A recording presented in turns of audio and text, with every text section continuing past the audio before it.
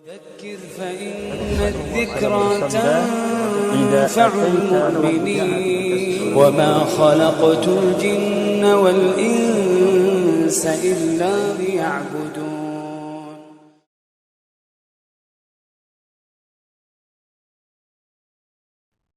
Salat sampai dihinggapi burung. Di antara orang saleh yang taat beribadah, di antaranya adalah Anbashah bin Uqbah, rahimahullahu ta'ala.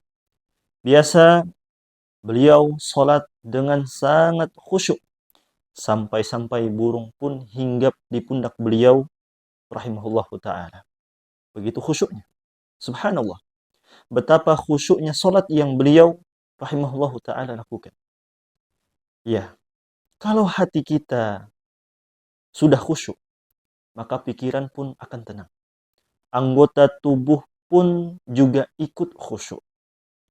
Maka perlu diketahui ikhwan fiddin yang dirahmati Allah.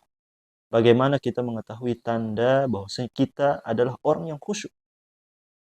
Khusyuk ditandai dengan ibadah kita yang tenang dan kita menghayati semua perbuatan serta ucapan dalam ibadah. Ketika kita menghayati, ketika kita tenang dan kita menghayati apa yang kita lakukan dan apa yang kita ucapkan dalam sebuah ibadah, berarti kita khusyuk di dalam ibadah tersebut. Allah Subhanahu wa taala berfirman di dalam Quran surah Al-Mu'minun ayat 1 sampai ayat 2. Kata Allah, "Qad aflahal mu'minun alladzina hum fi salatihim khashi'un." Sungguh beruntung orang-orang yang beriman. Kenapa mereka, orang-orang yang beriman, menjadi orang yang beruntung? Kata Allah Subhanahu wa taala, orang-orang yang khusyuk dalam salatnya. Quran surah Al-Mu'minun ayat 1 sampai ayat 2. Jika kita sudah bisa khusyuk dalam salat kita, maka insya Allah kita juga bisa khusyuk dalam ibadah-ibadah yang lainnya.